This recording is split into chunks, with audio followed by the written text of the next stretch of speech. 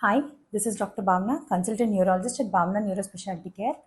March 20ని మనం world head injury awareness డేగా పరిగణిస్తామండి. సో నార్మల్గా మనం హెడ్ ఇంజరీస్ అంటే మనకు గుర్తొచ్చేది రోడ్ సైడ్ జరిగే ప్రమాదాలు అనమాట, రోడ్ ట్రాఫిక్ యాక్సిడెంట్స్. వాటిల్లో జనరల్గా మనం చూసే వచ్చి మేజర్ హెడ్ ఇంజరీస్.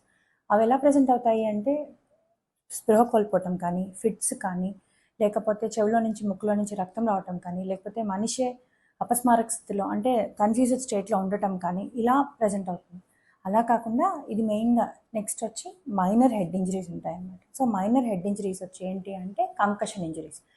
ఇవి జనరల్గా ఎవరన్నా 10 మంది దెబ్బలాడుకుంటే మన మధ్యలో వెళ్ళటం వల్ల దెబ్బలు తగలటం కానీ, లేదంటే ఇంట్లో కానీ బాత్రూంలో కానీ ఎక్కడైనా కాలు జారి పడటం వల్ల తలకు దెబ్బ తగలటం కానీ, ఇలాంటివన్నీ మైల్డ్ కంకషన్ ఇంజరీస్గా తీసుకుంటాం.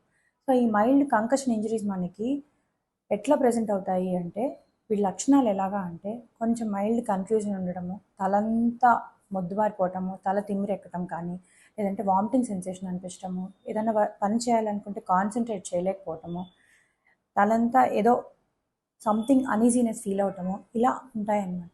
సో మేజర్ హెడ్ ఇంజరీస్ని ఎలా అయితే మనం సీరియస్గా తీసుకొని వెంటనే హాస్పిటల్కి వెళ్తామో, మైనర్ హెడ్ ఇంజరీలో మన లక్షణాలను కూడా గమనించుకుంటూ పేషెంట్ని ఏదైనా మార్పు కనిపిస్తే వెంటనే న్యూరాలజిస్ట్ని కన్సల్ట్ అవ్వటం అనేది చాలా important. Okay, so most important thing is wear helmet while riding a bike, wear seat belt while driving a car. Hope this video is useful to you. Stay smart, stay safe. Thank you.